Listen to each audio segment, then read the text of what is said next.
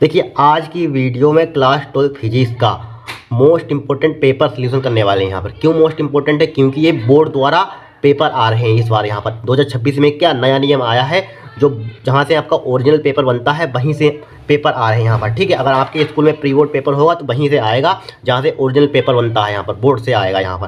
ठीक है, ये मोस्ट इंपॉर्टेंट पेपर है। एक एक क्वेश्चन इस पेपर के आप देख लीजिए यहाँ पर। ठीक है, जितने भी पेपर हो यहाँ पर, अगर आपके स्कूल में कोई नया आ रहा है यहाँ पर तो वो भी सोल्व कर लेना, क्योंकि जब ओरिजिनल पेपर होगा तो उसी में से क्वेश्चन आएंगे। ठीक है, 90% उसी में से, जितने हर जिले में पेपर हो रहे हैं यहाँ पर उनको आप तैयार कर लेना यहाँ पर। ठीक है, मोस्ट वांटेड है, इसी में से आपका अधिकांश क्वेश्चन फंसेंगे यहाँ पर। ठीक है, चलिए स्टार्ट करते हैं, इसका सोल्यूशन करते हैं यहाँ पर। अगर आपने दो से 3 सालों के पेपर सोल्व किए होंगे यहाँ पर, या अनसर्ट किया होगा यहाँ पर। ठीक है, अनसर्ट किया होगा 2-3 सालों के, तो उसी से पेपर ये पूरा आया था यहाँ पर। ठीक है, आज हुआ है, उसी से पेपर ये फंस गया पूरा यहाँ पर।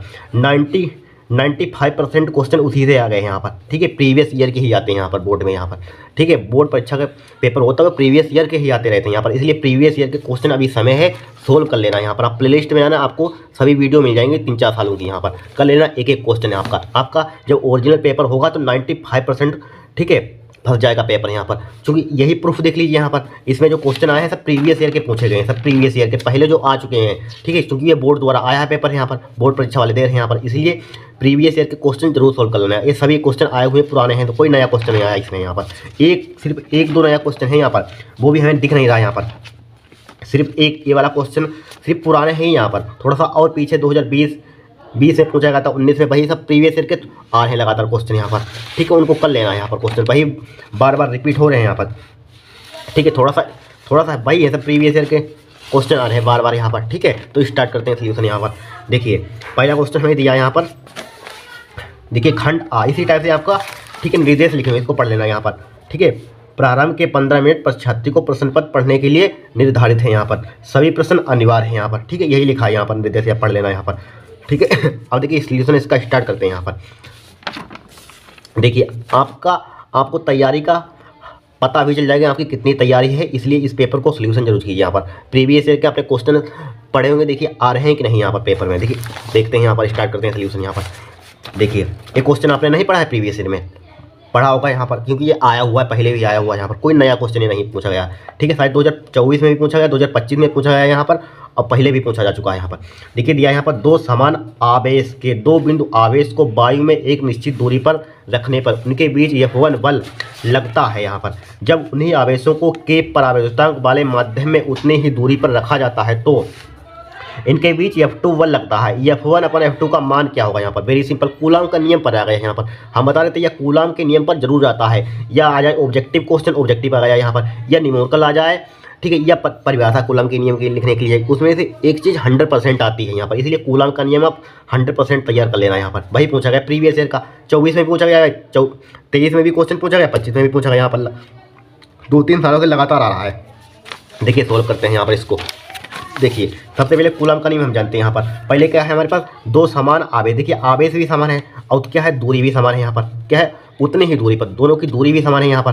तो देखिए पहले कूलाम का नियम देखिए यहाँ पर। कूलाम का नियम हमारे पास क्या होता है, वैसे F बराबर होता है, F बराबर क्या होता है, 1/4 pi epsilon not Q1 Q2 upon R square. यही तो कूलाम का नियम होता है, यही होता है कूलाम का नियम। बस अकॉर्डिंग टू क्वेश्चन देखिए यहाँ पर, दो समान आवेश दो बिंदु आवेश के वायु में एक निश्चित दूरी पर रखे जाते हैं। वैसे K भी यहाँ पर लेते हैं यहाँ पर। ठीक है, K भी क्या लेते हैं, K भी लेते हैं यहाँ पर। जब कहा जाए कि यहाँ पर, जब इसमें देखिए K कहा गया यहाँ पर, K परावैद्युतांक माध्यम में रखना, तो K यहाँ पर लगा देंगे, बस दोनों को भाग कर देंगे, हमारा आंसर आ जाएगा यहाँ पर। ठीक है, तो यहाँ पर देखिए पहले हम F1 लिख देंगे यहाँ पर, ऑब्जेक्टिव है, अगर सब्जेक्टिव है तो इसी तरह से लिखना, 1/4 pi epsilon not Q1 Q2 upon R square. समीकरण 1 डाल दीजिए यहाँ पर। यहाँ पर क्या लगता है, F1 लगता है, ये लिखा हुआ है। ठीक है, दो समान आवेश को दो बिंदु आवेश को वायु में एक निश्चित दूरी पर रखने पर उनके बीच F1 बल लगता है। फिर देखिए आगे, जब इन्हीं आवेशों को ठीक है, उन्हीं आवेशों को K परावैद्युतांक वाले माध्यम में उतनी ही दूरी पर, यही दूरी लेकर रखा जाता है, तो क्या लगता है, बल F2 लगता है। हाँ, तो बल कितना लगता है, F2। तो F2 लिखिए यहाँ पर, F2 बराबर क्या हो जाएगा, 1/4 पाई एप्सिलॉन नॉट K लगा दीजिए। अब K कह रहा है तो K लिख देंगे यहाँ पर, K कह रहा है यहाँ पर तो K लगा दीजिए। वही आवेश यहाँ पर Q1 Q2 अपान R स्क्वायर। ठीक है, बस इसको डाल दीजिए समीकरण 2 और भाग कर दीजिए समीकरण 1 बटे समीकरण 2 लिख लीजिए। यहाँ पर कितना F1 बटे F2 का मान क्या होगा, तो भाग कर दीजिए समीकरण 1 में समीकरण 2 से भाग करने पर यहाँ पर, तो F1 बटे F2 हो जाएगा यहाँ पर बराबर क्या हो जाएगा 1/4 पाई एप्सिलॉन नॉट। F1 का मान क्या ये दिया है, ठीक है, Q1 Q2 upon R square divided by F2 का मान दिया ये दिया है, लिखिए 1/4 पाई एप्सिलॉन नॉट के भी दिया यहाँ पर परावर्तन Q1 Q2 अपान R स्क्वायर हो जाएगा। यहाँ पर क्या हो जाएगा R स्क्वायर हो जाएगा। अब ध्यान से देखना, देखिए 1/4 pi epsilon not 1/4 pi epsilon not cut जाएगा, यहाँ पर कट गया। अब देखिए Q1 Q2 ऊपर वाले नीचे वाले कटते हैं, ऊपर वाले कटते हैं, जब इस टाइप से फ्रैक्शन लिखी हो यहाँ पर Q1 Q2 कट जाएगा। यहाँ पर ऊपर वाला कटते हैं, देखिए नीचे ये है नीचे ये है, ये भी कट जाएगा। यहाँ पर कट गया सब, तो क्या बचा हमारे पास F1 बट्टे F2 बराबर ऊपर क्या बचा हमारे पास, कुछ नहीं बचा, ऊपर 1 बचा है यहाँ पर, ठीक है, डिवाइडेड बाई फिर देखिए यहाँ पर इसके जस्ट ऊपर 1 बचा, इसके नीचे एक के लिखा हो 1/k हो जाएगा यहाँ पर। तो इसको किस टाइप से लिखेंगे 1 लिखेंगे, यहाँ पर गुणा का साइन लगाएंगे, यहाँ पर क्या ऊपर जाएगा तो पलट जाएगा, k/, क्या हो जाएगा 1 हो जाएगा। यहाँ पर जो नीचे भिन्न लिखी होती है उल्टा, जो गुणा में लिखते हैं यहाँ पर भाग में लिखी होती है, तो नीचे वाला पलट जाता है ऊपर पहुँच जाता है यहाँ पर। तो क्या आ जाएगा हमारे पास k, इसका उत्तर आ जाएगा यहाँ पर, कितना आ जाएगा k आएगा यहाँ पर। तो ऑप्शन नंबर क्या होगा, थर्ड होगा यहाँ पर, क्या होगा थर्ड, ठीक है, k इसका क्या होगा उत्तर होगा। कितना सिंपल है, यहाँ पर कठिन आया था क्वेश्चन, यहाँ पर लगातार वही आ रहा है यहाँ पर, ठीक है। फिर देखिए यहाँ पर एक तार को खींचकर प्रारंभिक त्रिज्या का आधा कर दिया जाता है तो इसकी प्रतिरोधकता का मान प्रारंभिक का कितना गुना हो जाता है। ये 2024 में, शायद 2024 में, या आप देखना यहाँ पर 25 का पेपर यहाँ पर, उसमें ये क्वेश्चन पूछा गया है। एक बार और पूछा गया था 2022 में पूछा गया था यही क्वेश्चन, उसमें आया था 1 नंबर का सब्जेक्टिव में यहाँ पर, ठीक है। कितने गुना हो जाएगी यहाँ पर, सिर्फ देखिए हमेशा देना था। ये क्या लिखा हुआ है यहाँ पर, प्रतिरोध मत समझना है, क्या है प्रतिरोधकता, इसको एग्जाम में जल्दबाजी मत करना है यहाँ पर, ठीक है, इसी पर गलती होती है यहाँ पर। क्या पूछा गया, प्रतिरोधकता या बोल सकते हैं विशिष्ट प्रतिरोध, ठीक है, का मान प्रारंभिक का कितना गुना हो जाएगा। हमेशा एक बात नोट पॉइंट लिख लेना यहाँ पर, चाहे यहाँ पर त्रिज्या आधी कर दे, चाहे 4 गुनी कर दे, चाहे 100 गुना कर दे, कितने भी गुना कर दे यहाँ पर, ठीक है, कोई फर्क नहीं पड़ता। यहाँ पर अपवर्तित रहती है प्रतिरोधकता, यहाँ पर क्या रहती है, अपवर्तित रहती है यहाँ पर, ठीक है। हमें क्या होगा, चौथा होगा यहाँ पर। हमें जब भी आपको प्रतिरोधकता दिख जाए यहाँ पर, जब भी दिख जाए तो हमेशा, ठीक है, उस पर कोई प्रभाव नहीं पड़ता, यहाँ पर अपवर्तित रहती, ध्यान रखना यहाँ पर। या अब प्रतिरोधकता या विशिष्ट प्रतिरोध, यहाँ पर अगर प्रतिरोध आता तो हम उसको सिंप्लीफाई करते हैं यहाँ पर, ठीक है, तो हम उसको सिंप्लीफाई करना, चूंकि प्रतिरोधकता ये लिखा हुआ ऑप्शन अपवर्तित रहेगा यहाँ पर। फेमस क्वेश्चन है, बहुत बार आ चुका है। अब देखिए यदि वोल्टमीटर तथा मिलीमीटर का प्रतिरोध x1 x2 हो तो देखिए हमेशा ध्यान रखना, मिली क्या होता है, ट्रिक देखिए, मिली क्या होता है, सबसे छोटा मात्रक होता है, मिली क्या होता है, सबसे छोटा होता है यहाँ पर, ठीक है। और मीटर क्या होता है, बड़ा होता है, मीटर क्या होता है, बड़ा होता है, आपको मालूम है यहाँ पर। देखिए वोल्ट मीटर का प्रतिरोध क्या होता है, बड़ा होता है, मिली है मतलब सबसे छोटा होगा, तो मिलीमीटर का प्रतिरोध क्या होता है, कम होता है, यहाँ पर होता है कि नहीं, कम होता है। तो इसका क्या हो जाएगा, देखिए यहाँ पर देखिए, तो क्या हो जाएगा हमारे पास x1, इसका मान बड़ा होगा यहाँ पर, तो इसका मान छोटा होगा, इसमें रिलेशन बताया गया है यहाँ पर। तो x1 इज ग्रेटर देन क्या होगा, x2 होगा। देखिए यहाँ पर कहीं दिया हुआ x1 इज ग्रेटर देन, ये दिया यहाँ पर। हमेशा देने का मिली वाला क्या होता है, छोटा होता है। बाई चांस अगर इस टाइप से क्वेश्चन लिख देता है यहाँ पर, इसका प्रतिरोध x2 देता है, कन्फ्यूजन करने के लिए x2, इसका देता है x1 यहाँ पर, तो क्या करते हैं आप, तो क्या करते हैं यहाँ पर, इसलिए ट्रिक ध्यान रखना यहाँ पर। अब क्या हो जाएगा आंसर, अगर इसका मान x2 दे देता, इसका मान x1 दे देता है यहाँ पर, लेकिन हाँ अगर चेंज कर दे, मान लीजिए इसका मान x2 दे दे, इसका मान x1 दे दे यहाँ पर, x1, तो कैसे करेंगे यहाँ पर, तो क्या हो जाएगा x2 का मान बड़ा हो जाएगा x1 से यहाँ पर, ठीक है, ऐसे हो जाएगा यहाँ पर, ये ध्यान रखना, ठीक है। फिर देखिए रदरफोर्ड परमाणु मॉडल के अनुसार परमाणु के अंदर इलेक्ट्रॉन का पथ कैसा होता है, कैसा होता है, वृत्ताकार होता है यहाँ पर। ऑप्शन नंबर क्या हो जाएगा, फर्स्ट हो जाएगा यहाँ पर, ठीक है, सिंपल था। अब देखिए यहाँ पर दिया √2 अपवर्तनांक वाले प्रिज्म कोण उसे न्यूनतम विचलन कोण के बराबर है, तो न्यूनतम विचलन कोण का मान ज्ञात कीजिए। वेरी सिंपल, 2025 में शायद यही क्वेश्चन आया, 2024 में भी पूछा गया था यहाँ पर, 2023 में लगातार क्वेश्चन पूछ रहा है यहाँ पर, ठीक है। बोर्ड है यहाँ पर, देखिए इसको यहाँ पर सिंप्लीफाई करते हैं। देखिए क्या होता है हमारे पास, अपवर्तनांक का फॉर्मूला पड़ा होगा ये, पहले अकॉर्डिंग टू क्वेश्चन देखिए यहाँ पर क्या है, यहाँ पर उसका क्या है, प्रिज्म कोण न्यूनतम विचलन कोण के बराबर है। यहाँ पर प्रिज्म कोण किससे लिखते हैं, ए से रिप्रेजेंट करते हैं यहाँ पर, ठीक है, कौन सा है, गड्ढा है यहाँ पर, प्रिज्म कोण ए से रिप्रेजेंट करते हैं, न्यूनतम विचलन डेल्टा एम के बराबर है यहाँ पर। और अपवर्तनांक दिया एन बराबर क्या दिया, √2 दे दिया यहाँ पर, एन बराबर क्या दे दिया, √2 दे दिया यहाँ पर, दिया है √2। अब बस फार्मूला लगाइए, सिंप्लीफाई कीजिए, आपका आंसर आ जाएगा। देखिए एन अपवर्तनांक क्या होता है यहाँ पर फार्मूला, ये sine A plus delta M by 2 sine A by 2, यही तो होता है, बराबर क्या हो जाएगा, √2 हो जाएगा यहाँ पर, √2 हो जाएगा। अब देखिए साइन यहाँ पर पूछा क्या गया यहाँ पर, लेकिन न्यूनतम विचलन कोण पूछा गया यहाँ पर, तो न्यूनतम विचलन कोण रहने दीजिए और ए की वैल्यू पुट कर दीजिए। ए की वैल्यू क्या है, डेल्टा एम है। ए की वैल्यू क्या है, डेल्टा एम है। तो ए की वैल्यू डेल्टा एम लिखिए यहाँ पर, डेल्टा एम प्लस का डेल्टा एम बटे क्या हो जाएगा, 2 हो जाएगा। इसके डिवाइड में क्या हो जाएगा, साइन ए साइन साइन, लेकिन हमें डेल्टा के मान में एंगल क्या है, डेल्टा में करना, डेल्टा एम में, तो ए की जगह पर क्या पुट कर देंगे, डेल्टा एम पुट कर देंगे यहाँ पर। डेल्टा एम कभी कभी एंगल ए पूछ देता है यहाँ पर, कभी कभी एंगल ए पूछ देता है, फिर डेल्टा एम की जगह पर ए पुट कर देंगे यहाँ पर। ठीक है, वही घुमाता रहता है बार बार क्वेश्चन। तो देखिए यहाँ पर क्या हो जाएगा, डेल्टा एम बाई 2 हो जाएगा, बराबर क्या हो जाएगा, √2 हो जाएगा, √2 हो जाएगा यहाँ पर। अब देखिए sine sine sine delta M कितना हो जाएगा, 2 delta M by 2 divided by sine sine delta M by 2, ठीक है, बाई 2 हो जाएगा यहाँ पर।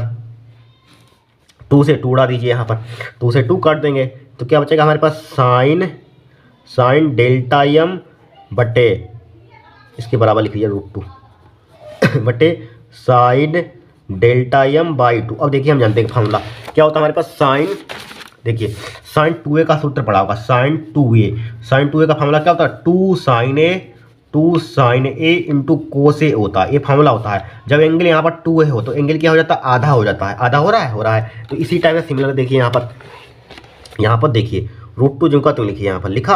अब देखिए एंगल हम इसको हम a/2 में कन्वर्ट करेंगे क्योंकि ये काटना है नीचे वाला हमें यहाँ। तो देखिए क्या हो जाएगा, यहाँ पर क्या हो जाएगा, लिख रहा है सही है, इसको लिखेंगे 2 साइन, लगाइए फॉर्मूला भाई, अप्लाई कीजिए, sine 2 sine delta M by 2 हो जाएगा। फिर क्या हो जाएगा, कोस डेल्टा एम बाई 2 हो जाएगा, डिवाइडेड बाई क्या लिखा हुआ, साइन डेल्टा एम बाई 2 लिखा हुआ, बराबर क्या है, √2 है। अब देखिए इससे क्या हो जाएगा, कट जाएगा delta M, sine delta M by 2 sine delta M by 2 cut जाएगा यहाँ पर। और 2 को नीचे ले आइए यहाँ पर, इसके 2 को नीचे ले आइए यहाँ पर, साइन डेल्टा एम बाई 2 लिखा है यहाँ पर, और 2 कहाँ है ये लिख लीजिए एक स्टेप और, बराबर क्या बचा यहाँ पर, √2 बचा यहाँ पर, √2 बचा। अब देखिए अब क्या करेंगे यहाँ पर, कोस डेल्टा एम बाई 2 बराबर लिखा हमने, बराबर लिखा। अब देखिए √2 2 को नीचे, 2 नीचे ले यहाँ पर। अब √2 क्या लिख सकते हैं यहाँ पर, √2, अब 2 क्या लिख सकते हैं, √2 गुणा √2 लिख सकते हैं या नहीं लिख सकते हैं, क्योंकि जब √2 की मल्टीप्लाई करते हैं तो 2 ही आ जाएगा यहाँ पर। अब देखिए इस √2 से √2 कैंसिल आउट हो जाएगा। तो यहाँ पर देखिए कोस डेल्टा एम बाई 2 बराबर क्या बचा, 1/√2 बचा यहाँ पर। अब देखिए कोस के मान में 1/√2 किसका मान होता है, 45 का मान होता है, सबको मालूम है। तो कोस डेल्टा एम बाई 2 बराबर क्या मान होता है यहाँ पर। अब देखिए डेल्टा, इस पेज पर देख लीजिए यहाँ पर, ये यहीं पर देखिए, तो क्या बचा, इसको उधर लिख दें। देखिए इससे क्या हो जाएगा, कोस से कोस कट जाएगा यहाँ पर, तो क्या बचा, डेल्टा एम बाई 2 बराबर 45 बचा यहाँ पर। तो यहाँ पर देखिए डेल्टा एम बाई 2 बराबर क्या बचा, 45 बचा यहाँ पर, 45 डिग्री। तो डेल्टा एम का मान निकालना है तो 2 की उधर मल्टीप्लाई हो जाएगा, 45 गुना कितना हो जाएगा, 90 डिग्री। इसका आंसर क्या आ जाएगा, 90 डिग्री आ जाएगा यहाँ पर। क्या आ जाएगा, 90 डिग्री। यहाँ पर देखिए कहीं दिया है 90 डिग्री, यहाँ पर देखिए ये दिया है 90 डिग्री। ऑप्शन नंबर क्या होगा, चौथा होगा यहाँ पर। इस तरीके से क्वेश्चन सोल्व करेंगे यहाँ पर, सिंपल आया था पेपर यहाँ पर, ठीक है, कोई कठिन है यहाँ पर। फिर देखिए एन टाइप वह अर्धचालक की प्रकृति कैसी होती है, ठीक है, मोस्ट इंपॉर्टेंट है यहाँ पर, कैसी होती है, प्रीवियस ईयर में आ चुका है, विद्युत उदासीन होती है यहाँ पर। क्या होती है, विद्युत उदासीन होती है यहाँ पर, ठीक है। अब देखिए आगे, देखिए यहाँ पर दिया है I तथा 4I तीव्रता के 2 तरंगों के अधिकतम परिणामी तीव्रता का मान ज्ञात कीजिए जब तरंग कला असमृद्ध हो। ये 2024 या 23 में क्वेश्चन पूछा गया था। 24 का देखिए 24 और 23 के सेट देखना, उसमें क्वेश्चन पूछा गया था, यहाँ पर आ गया वही यहाँ पर, ठीक है। देखिए यहाँ पर दिया है I तथा 4I की 2 तरंगों के अधिकतम परिणामी तीव्रता का मान ज्ञात कीजिए जब तरंग कला असमृद्ध हो। वेरी सिंपल है, क्या करना है यहाँ पर, कला असमृद्ध हो तो क्या करते हैं, यहाँ पर इनको जोड़ देते हैं डायरेक्टली, बस हो जाएगा काम। देखिए दूसरे का है यहाँ पर, ठीक है, दूसरे का देखिए I1 का मान दिया है, इसका तीव्रता I1 का मान कितना दिया यहाँ पर, I दिया है, I1 का मान कितना दिया, I दिया है। I2 का मान कितना दिया है यहाँ पर, I2 का मान कितना दिया है, 4I दिया है, 4I लिखे यहाँ पर। तो क्या पूछेगा यहाँ पर, अधिकतम परिणामी तीव्रता का मान ज्ञात कीजिए जब कला असमृद्ध हो। तो क्या करते हैं यहाँ पर, एक समृद्ध होता है यहाँ पर, ठीक, क्या करते हैं डायरेक्टली इसको जोड़ देते हैं यहाँ पर। तो I परिणामी रिजल्टेंट, यहाँ पर I रिजल्टेंट परिणामी कितनी हो जाएगी हमारे पास, I1 प्लस का I2, ठीक है, बराबर क्या हो जाएगा, I प्लस का 4I हो जाएगा यहाँ पर, हो जाएगा। तो I रिजल्टेंट कितना आ जाएगा हमारे पास, 4 1 5 5I हो जाएगा यहाँ पर, 5I तो होगा, 5I आंसर होगा इसका। बस हो गया क्वेश्चन यहाँ पर। इस तरीके से सोल्व करेंगे यहाँ पर, ठीक है, कठिन है यहाँ पर नहीं है। फिर देखिए अर्धचालक में क्वार्टर तथा इलेक्ट्रॉन दोनों क्यों पाए जाते हैं यहाँ पर, ठीक है, 1 नंबर था यहाँ पर, थ्योरी थी यहाँ पर, तो देखिए इसका उत्तर देखिए यहाँ पर, इसमें पूछा गया था अर्धचालक में क्वार्टर तथा इलेक्ट्रॉन दोनों क्यों पाए जाते हैं। देखिए अर्धचालक में ताप या अशुद्धि के प्रभाव से कुछ इलेक्ट्रॉन बंध तोड़कर मुक्त हो जाते हैं, मुक्त मतलब निकल जाते हैं यहाँ पर, जिससे मुक्त इलेक्ट्रॉन तथा उनके स्थान पर क्वार्टर दोनों पाए जाते हैं यहाँ पर, क्वार्टर या होल दोनों पाए जाते हैं यहाँ पर। इस तरीके से आपको 1 नंबर का लिखना है यहाँ पर। अर्धचालक में क्या, ताप या अशुद्धि के प्रभाव से, जब ताप अशुद्धि होती है अर्धचालक में तो कुछ इलेक्ट्रॉन बंध तोड़कर, बंध क्या है, बंध तोड़कर, बंध मतलब बॉन्ड तोड़कर मुक्त निकल जाते हैं, जिससे मुक्त इलेक्ट्रॉन क्या होता है यहाँ पर, उनके स्थान पर क्वार्टर, उनके स्थान पर क्वार्टर या होल दोनों पाए जाते हैं यहाँ पर। बस इतना आपको लिखना है यहाँ पर 1 नंबर का। देखिए ये क्वेश्चन पूछा गया था 2024 में, ये वाला आया था यहाँ पर भाई, 1 नंबर का इसमें पूछा गया यहाँ पर, 2024 में आया था। इसमें दिया है यहाँ पर, यदि पी तथा लेमडा क्रमशः कण तरंग के गुण को प्रदर्शित करते हैं यहाँ पर, ठीक है, उसमें सिर्फ दिया था यहाँ पर 2024 में किस तरीके से क्वेश्चन आया था, पी और लेमडा क्या प्रदर्शित करते हैं यहाँ पर, तो सिर्फ तरंग, यहाँ पर कण और तरंग के गुण लिखना था यहाँ पर, बस इतना आया था यहाँ पर। 3 नंबर का उसमें पूछा गया था, सूत्र लिखने थे यहाँ पर, ठीक है। इसमें देखिए किस तरीके से आएगा यहाँ पर, इसलिए ओरिजिनल पेपर आएगा तो इसी टाइप से आएगा यहाँ पर, क्योंकि ये बोर्ड द्वारा आया है पेपर है ना, उसी सिमिलर उसी तरीके से आ रहा है इसमें भी। पी तथा लेमडा क्रमशः कण, ध्यान रखना, कण तरंग के गुण को प्रदर्शित करता है यहाँ पर, ये ध्यान रखना। तो कण के तरंग प्रकृति को प्रदर्शित करने वाले व्यंजक का नाम तथा रूप लिखिए। तो व्यंजक का क्या होता है, व्यंजक का नाम वही लेमडा बराबर क्या होता है, लेमडा बराबर क्या होता है, ये चपान पी होता है यहाँ पर, बस इतना लिखना है। तो एच पी बराबर क्या होता है, संवेग एम बी होता है, बस इतना आपको एक लिखना है, 1 नंबर आपको मिल जाएगा। फिर देखिए यही क्वेश्चन 25 में शायद पूछा गया था यहाँ पर, सेट नंबर 4 5वें में, रेडियो तरंगें तथा सूक्ष्म तरंगों में किसकी आवर्ती तथा तरंगदैर्घ्य अधिक होती है, किसकी आवर्ती तथा तरंगदैर्घ्य अधिक होती है। सिंपल है, बार बार सबको मालूम होता है, सिंपल क्वेश्चन है, बेसिक सा। रेडियो तरंगों की तरंगदैर्घ्य क्या होती है, अधिक, तथा आवृत्ति क्या होती है, कम होती है। यहाँ पर आवृत्ति क्या होती है, कम होती है, जबकि सूक्ष्म तरंगों की आवृत्ति अधिक, एक अधिक तरंगदैर्घ्य क्या होती है, कम। देखिए एक क्या होगा, ज़्यादा होगा तो एक कम होगी, यहाँ पर एक ध्यान रखना। रेडियो तरंगों की तरंगदैर्घ्य अधिक होती है, यहाँ पर अधिक होती तो आवृत्ति क्या हो जाएगी, कम हो जाएगी, ध्यान रखना, ठीक है, आपको एग्जाम में गलती नहीं होगी यहाँ पर। फिर दूसरा, सूक्ष्म तरंगों की आवृत्ति क्या होती है, ज़्यादा होती तो एक ज़्यादा है तो दूसरी क्या हो जाएगी, तरंगदैर्घ्य कम हो जाएगी यहाँ पर, तो ये कम होगा यहाँ पर, ठीक है, ठीक है। शायद न्यू बराबर क्या होता है, सी अपन लेमडा होता है, यही तो फॉर्मूला होता है, न्यू बराबर सी अपन लेमडा। यहाँ पर चेक कर लेना, ये क्या है, कोस्टेंट है यहाँ पर, ये क्या है, कोस्टेंट है। तो न्यू यूनिवर्सली प्रोपोर्शनल हो जाएगा 1/, लेमडा के। जब इसको बढ़ाएंगे तो ये कम हो जाएगी यहाँ पर, जब इसको बढ़ाएंगे तो ये कम हो जाएगी यहाँ पर। इसी टाइप से यही होता है, रिलेशन इसी से आता है यहाँ पर, ठीक है। रेडियो तरंग की तरंगदैर्घ्य अधिक, तो ये क्या हो जाएगा, जब तरंगदैर्घ्य क्या करेंगे, इसको हम अधिक करेंगे तरंगदैर्घ्य को, यहाँ पर इसको अधिक करेंगे तरंगदैर्घ्य को, तो ये क्या हो जाएगी, यहाँ पर ये कम हो जाएगी, ठीक है। इसलिए क्या, तरंगदैर्घ्य अधिक तथा आवृत्ति क्या हो जाएगी, कम हो जाएगी। जब सूक्ष्म तरंगों की आवृत्ति, जब आवृत्ति इसको बढ़ाएंगे आवृत्ति को, तो क्या तरंगदैर्घ्य क्या हो जाएगी, कम हो जाएगी यहाँ पर, ठीक है, सिंपल है। और देखिए अगला क्वेश्चन यहाँ पर देखिए, इसमें दिया एक समान चुंबकीय क्षेत्र में स्थित चुंबकीय द्विध्रुव पर लगने वाले बल आघूर्ण टाउ का व्यंजक क्या होगा यहाँ पर। तो भाई यहाँ पर टाउ बराबर क्या होता है, एम बी साइन थीटा होता है यहाँ पर लिखिए, टाउ बराबर एम बी साइन थीटा, ठीक है। यम क्या है, चुंबकीय आघूर्ण है, बी चुंबकीय क्षेत्र है, सबको मालूम है यहाँ पर। फिर देखिए लेंज का नियम क्या होता है, या किस भौतिक राशि के संरक्षण पर आधारित है, प्रीवियस ईयर करा चुका है यहाँ पर। किस भौतिक राशि के संरक्षण पर आधारित होता है, ऊर्जा संरक्षण पर होता है यहाँ पर। तो देखिए लेंज का नियम लिख लीजिए यहाँ पर, देखिए लेंज का नियम क्या होता है यहाँ पर, क्या होता है लेंज का नियम, विद्युत चुंबकीय प्रेरण की घटना में उत्पन्न हुआ प्रेरित विद्युत वाहक बल अथवा प्रेरित धारा उस कारण का सदैव विरोध करती है जिससे कि वह स्वयं उत्पन्न होती है। यह लेंज का नियम है। यहाँ पर क्या होता है, विद्युत चुंबकीय प्रेरण की घटना में उत्पन्न हुए प्रेरित विद्युत वाहक बल अथवा प्रेरित धारा उस कारण का सदैव विरोध करती है जिससे कि वह स्वयं उत्पन्न होती है। यह लेंज का नियम है यहाँ पर, ये क्या है, लेंज का नियम है यहाँ पर, लिख लीजिए यहाँ पर, ठीक है। यह ऊर्जा संरक्षण पर आधारित है, लिख लेना यहाँ पर, यह लिख लेना ऊर्जा संरक्षण पर, ठीक है, ऊर्जा संरक्षण पर, ठीक है। ये क्या, ऊर्जा संरक्षण पर आधारित है, राइट। फिर देखिए नेक्स्ट क्वेश्चन दिया यहाँ पर, ठीक है, खंड सा यहाँ पर, यदि एक साइलेंट नोट का मान इतना दिया यहाँ पर, ठीक है, एक साइलेंट नोट का मान है इतना दिया यहाँ पर, और क्या दिया यहाँ पर, म्यू नोट का मान दिया यहाँ पर, म्यू नोट का मान इतना दिया यहाँ पर, म्यू नोट का मान इतना दिया है, ठीक है, हेनरी प्रति मीटर। तो दिखाइए कि यहाँ पर सिंपल है, क्या है यहाँ पर, इसकी वैल्यू यहाँ पर पुट करना है, यहाँ पर एक साइलेंट नोट की मान यहाँ पर, और यहाँ पर पाई का मान जानते हैं, यहाँ पर पाई का मान कितना होता है, 3.14 पुट कर लेना है यहाँ पर, या 22/7 पुट कर लेना है यहाँ पर, 22/7।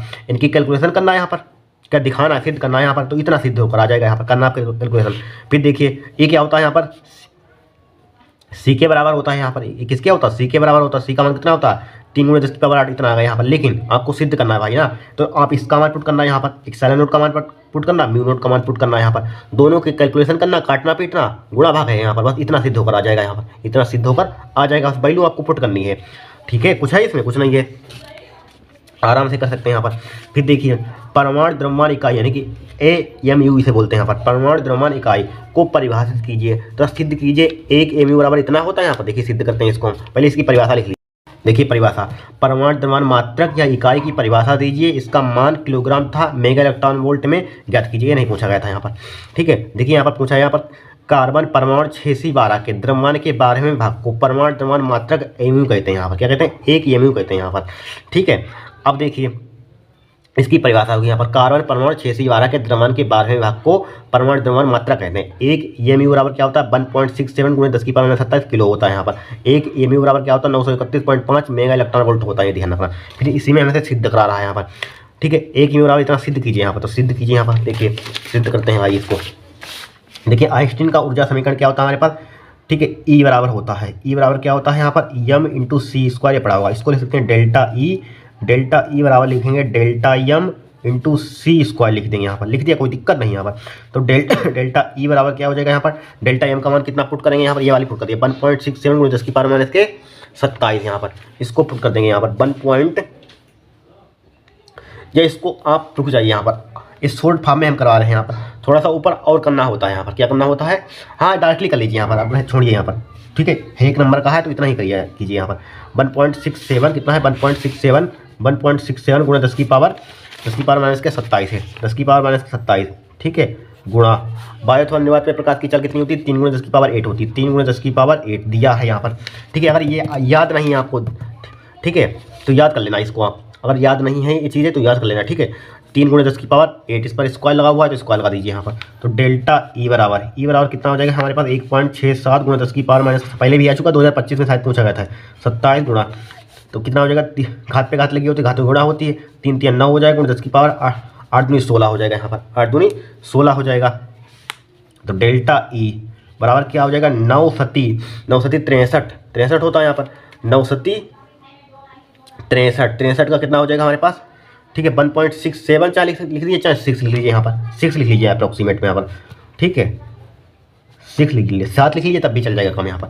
ठीक है, 9 6 54 का 4 हो जाएगा यहाँ पर, 4 हाथ लिखे कितने, 5 लिखे, 9 6 54 और 5 कितना होता है यहाँ पर, 59 होता है, 59 का 9 हो जाएगा, हाथ लगे 5, 9 का 9 और 5 कितना हो जाएगा, 14 हो जाएगा यहाँ पर। पॉइंट कितने, 2 के बाद यहाँ पर। अब देखिए यहाँ पर आधार समाने घाते जुड़ जाएंगे, 27 में 16 घटाइए यहाँ पर, 27 16 और 4 20, 7 4 11, कितना हो जाएगा, 11 बचेगी, माइनस का 11 आ जाएगा यहाँ पर, कितना आ जाएगा, 11 आ जाएगा। अब देखिए डेल्टा ई बराबर पॉइंट इधर ले आइए, 1.494 क्योंकि 10 की जब घात इधर लाते हैं तो क्या इधर जुड़ती है, इधर क्या पावर जुड़ जाएगी यहाँ पर, प्लस का 1 हो जाएगा। ठीक है, जब उधर लाए तो घटती तो घटा देते हैं, तो कितना बचेगा, माइनस का 11 में से गया, कितना बचेगा, माइनस का 10 बचेगा यहाँ पर। ठीक है, ये किस में आएगी हमारे पास, जूल में आएगा यहाँ पर। ठीक है, बट हमें लाना किस में है यहाँ पर, 931 मेगा इलेक्ट्रॉन वोल्ट में लाना है यहाँ पर, मेगा इलेक्ट्रॉन वोल्ट में लाना है। तो कैसे लाएंगे बताइए यहाँ पर, कुछ नहीं है यहाँ पर, इसको हम क्या करेंगे यहाँ पर, देखिए डेल्टा ई बराबर क्या हो जाएगा, 1.494 लिखा हमने, 1.94 लिखा यहाँ पर, गुणा 10 की पावर कितना है हमारे पास, माइनस का 10 है यहाँ पर। ठीक है, इसको 1.6 इलेक्ट्रॉन के आवेश से भाग कर दीजिए, 1.6 को 10 की पावर माइनस के 19 से भाग कर देंगे हम, तो किसमें कन्वर्ट हो जाएगा यहाँ पर, इलेक्ट्रॉन वोल्ट में आ जाएगा यहाँ पर। अब देखिए डेल्टा ई बराबर, जब इसको हम सिंप्लीफाई करते हैं इसको, ठीक है, ध्यान रखना यहाँ पर। ठीक है, 931 लाना है यहाँ पर, 931 यहाँ पर, तो लगभग यही आ जाता है हमारे पास 0.931। आप सिंप्लीफाई कर लेना है इसको, 31। अब इसको ऊपर ले जाएंगे यहाँ पर हम, इसको जब इसको काटते हैं 0.931 बढ़ता है, जब इसको ऊपर ले जाते हैं तो यहाँ पर बचता है 10 की पावर 9 बचता है यहाँ पर। 19 में से उसको ऊपर प्लस की हो जाएगा, 19 में 10 कितना बचेगा, 9 बचेगा यहाँ पर, कितना बचेगा, 9 इलेक्ट्रॉन वोल्ट में आएगा यहाँ पर। अब हमें चूंकि हम चाहे यहाँ पर हाँ इसको चाहे एक, इसी को हम लिख सकते हैं 1 AMU लिख सकते हैं यहाँ पर, 1 AMU लिखा है यहाँ पर। ठीक है, अब मेगा में हमें लाना है यहाँ पर, तो क्या करेंगे यहाँ पर, मेरा मेगा में लाने के लिए क्या करेंगे बताइए यहाँ पर, इसमें हम मेगा में लाना चाहते हैं यहाँ पर, किसमें लाना चाहते हैं, मेगा में यहाँ पर। तो 1 मेगा में कैसे आएगा यहाँ पर मेगावाट, देखिए इस पॉइंट को हटाइए, यहाँ पर क्या आ जाएगा 3 जीरो नीचे आ जाएंगे, यहाँ पर आ जाएंगे। इसको लिख सकते हैं 931 गुणा 10 की पावर 9 लिखा है यहाँ पर, ठीक है। 10 की उसको ऊपर ले चलिए, तो 10 की पावर 9 गुणा 10 की पावर माइनस के 3 हो जाएगा, इलेक्ट्रॉन वोल्ट हो जाएगा। 1 mu बराबर, तो यहाँ पर क्या हो जाएगा 931 हो जाएगा गुणा 10 की पावर 9 में से कितना बचेगा 10 की पावर प्लस का 6 बचेगा। अब इसको हटाइए तो मेगा आ जाएगा यहाँ पर 1 mu, ठीक है। 1 mu बराबर कितना आ जाएगा 931 यम इलेक्ट्रॉन वोल्ट यहाँ पर, ठीक है। देखिए एक होता हमारे पास मिलियन, एक होता है बिलियन, एक होता है ट्रिलियन। जब 1000 लिखते हैं, 1000 है यहाँ पर, 1000 में आप 1000 लिखिए, यहाँ पर 1000 में 3 जीरो बढ़ाइए, यहाँ पर 3 जीरो बढ़ा दिए 1 2 3, तो ये क्या बन जाता है मिलियन बन जाता है। मिलियन से बिलियन बनाना है यहाँ पर, तो इसमें 3 जीरो बढ़ा दीजिए, यहाँ पर 6 जीरो लिखे हुए हैं, 1 2 3 4 5 6 लिखे हुए हैं, इसमें 3 जीरो और बढ़ा दिए 1 2 3, ये क्या हो जाएगा बिलियन हो जाएगा। बिलियन इस तरीके से लिखते हैं। ट्रिलियन बनाना है यहाँ पर, ट्रिलियन किस तरीके से बनाएंगे, यहाँ पर ये जीरो लिखे हैं, यहाँ पर कितने जीरो हैं 9 हो गए, 3 4 5 6 7 8 9 हो गए यहाँ पर, 1 2 3 4 5 6 7 8 9, 3 जीरो और बढ़ा दीजिए ट्रिलियन हो जाएगा 1 2 3, बस इस तरीके से ट्रिलियन लिख दें यहाँ पर। और ये क्या है मिलियन, इसे मेगा बोल देते हैं यहाँ पर। तो यहाँ पर मैं यहाँ पर 10 की पावर 6 से मल्टीप्लाई कर दिया यहाँ पर, मतलब मल्टीप्लाई करते हैं तो मिलियन, तो क्या होता है हमारे पास, क्या होता है यहाँ पर मिलियन, 1 मिलियन में ध्यान रखो 10 की पावर 6 होता है। जब 10 की पावर 6 है यहाँ पर, इसको हटाएंगे तो इसकी जगह पर हम मिलियन भी लिख सकते हैं यहाँ पर। तो क्या हो जाएगा 1 mu बराबर क्या हो जाएगा 931 मिलियन इलेक्ट्रॉन वोल्ट हो जाएगा यहाँ पर, ये ध्यान रखना, ठीक है। इस तरीके से इसको सोल्व कर। अब देखिए नेक्स्ट यहाँ पर इसमें दिया यहाँ पर 1.5 इलेक्ट्रॉन वोल्ट कार्य फैलाने वाली धातु की प्लेट पर 5.5 इलेक्ट्रॉन वोल्ट ऊर्जा के फोटोन आपतित होते हैं। उत्सर्जित फोटो इलेक्ट्रॉन के लिए निम्नलिखित गणना कीजिए। यहाँ पर सिंपल है, काइनेटिक एनर्जी फाइंड करनी है, वेलोसिटी फाइंड करनी है। यहाँ पर सिंपल है, देखिए इसको देखिए हमें क्योंकि दिया है यहाँ पर, क्या दिया है यहाँ पर हमें इलेक्ट्रॉन वोल्ट कारफलन को क्या वर्क फंक्शन बोलते हैं यहाँ पर, किससे चाहे डब्ल्यू से रिप्रेजेंट करते हैं। डब्ल्यू बराबर क्या दिया है 1.5 इलेक्ट्रॉन वोल्ट दिया है यहाँ पर, राइट। और क्या दिया यहाँ पर धातु की प्लेट पर 5.5 इलेक्ट्रॉन ऊर्जा के फोटोन आपतित होते हैं। क्या होता है फोटोन ऊर्जा मतलब ई का मान दिया है यहाँ पर, ई का मान दिया है यहाँ पर कितना दिया है 5.5 इलेक्ट्रॉन वोल्ट दिया है यहाँ पर, क्या दिया 5.5 इलेक्ट्रॉन वोल्ट, कोई दिक्कत नहीं है। अब देखिए फाइंड क्या करना है यहाँ पर, सबसे पहले क्या करना है यहाँ पर काइनेटिक एनर्जी निकालना है और वेग निकालनी है यहाँ पर, ठीक है। तो कैसे निकालेंगे यहाँ पर, देखिए सिंपल है, कुछ नहीं है।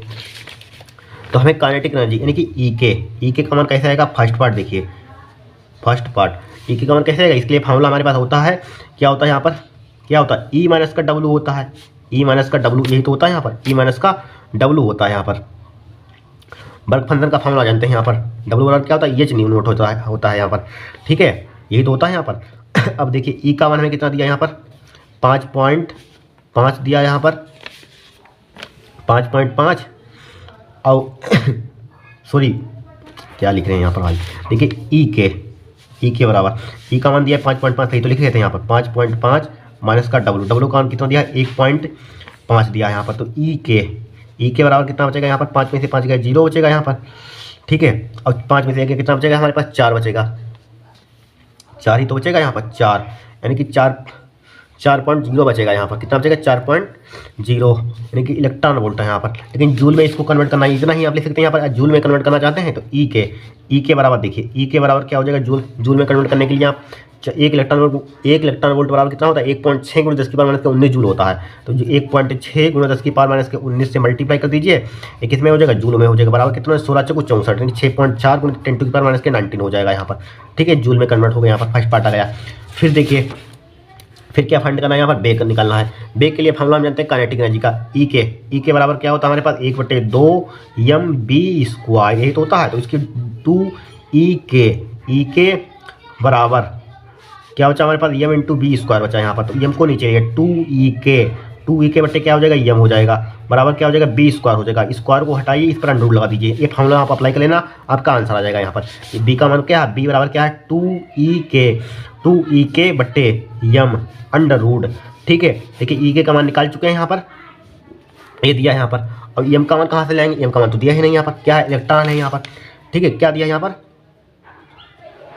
1.5 एक कार फैलाने वाली धातु की प्लेट पर इतना ऊर्जा के फोटोन आपतित होते हैं। उत्सर्जित फोटो इलेक्ट्रॉन बोला गया यहाँ पर। तो इलेक्ट्रॉन का द्रव्यमान निकालना है यहाँ पर। इलेक्ट्रॉन का द्रव्यमान जरा बताना कितना होता है, नहीं मालूम है, कोई दिक्कत नहीं, पीछे जाना पेपर के मिल जाएंगे आपको इलेक्ट्रॉन का द्रव्यमान। देखिए इलेक्ट्रॉन का द्रव्यमान क्या होता है, ये लिखा हुआ है ये दिया है इलेक्ट्रॉन का द्रव्यमान 9.1 गुणा 10 की पावर 31 होता है यहाँ पर। बस वैल्यू पुट कर देना, आपका आंसर आ जाएगा यहाँ पर। ठीक है, कोई दिक्कत नहीं है पर। हो गया क्वेश्चन यहाँ पर। फिर देखिए, दिखाइए कि L upon R C R L upon R था सी आर के मात्रक समय होते हैं जहाँ संकेतों के समान अर्थ है। यहाँ पर सिंपल है, ये भी सिंपल है यहाँ पर। इसके मात्रक समय दिखाना है यहाँ पर। तो ये प्रेरकत्व है यहाँ पर, यल क्या प्रेरक, आर क्या है प्रतिरोध है यहाँ पर, आर क्या है प्रतिरोध है यहाँ पर। तो देखिए यल अपान आर प्रेरकत्व का मात्रक क्या होता है जरा बताना क्या होता है। तो निकाल लेंगे प्रेरकत्व का मात्रक। देखिए आपने पढ़ा होगा यहाँ पर क्या ई बराबर विद्युत भाग बराबर क्या होता है माइनस का L delta I upon delta T होता है यहाँ पर। ठीक है, तो यहाँ पर हमें निकालना यल का मतलब इधर multiply E into delta T हो जाएगा, बटे क्या हो जाएगा डेल्टा आई हो जाएगा। मात्रक में माइनस से कोई मतलब ही नहीं, हटाइए माइनस को। तो क्या हो जाएगा हमारे पास यल हो जाएगा यहाँ पर। तो इसका मात्रक क्या होता है वोल्ट होता है, इसका मात्रक क्या होता है सेकंड होता है। ठीक है, इसका मात्रक क्या होता है धारा है, करंट है, करंट का मात्रक क्या होता है एम्पियर होता है यहाँ पर। क्या होता है एम्पियर होता है, एम्पियर तो होता है यहाँ पर। पुट कीजिए यहाँ पर यल की जगह पर volt second ampere, ampere put किया यहाँ पर। ठीक है, इसकी जगह पर यहाँ पर चाहिए। ठीक है, बराबर लगाइए यहाँ पर। इसका आर का प्रतिरोध का मात्रक क्या होता है ओम होता है यहाँ पर। या आर बराबर क्या होता है हमारे पास बी अपान आई होता है। इसका मात्रक वोल्ट होता है, इसका मात्रक क्या होता है एम्पियर होता है। धारा का मात्रक क्या होता है एम्पियर होता है। तो क्या हो जाएगा वोल्ट बटे एम्पियर हो जाएगा यहाँ पर, वोल्ट बटे एम्पियर हो जाएगा यहाँ पर, हो जाएगा। अब बराबर देखिए इधर नीचे लिखते हैं वोल्ट सेकेंड बटे एम्पियर, एम्पियर मल्टीप्लाई एम्पियर कहाँ पहुँच जाएगा ऊपर पहुँच जाएगा, डिवाइड बाय क्या हो जाएगा volt, volt cancel out, ampere से एम्पियर क्या बचा सेकंड। तो इसका मात्रक क्या गया सेकंड, यही सिद्ध करना था। सेकंड होता है सेकंड भाई, कोई दिक्कत नहीं। सी आर का प्रूफ करना है यहाँ पर।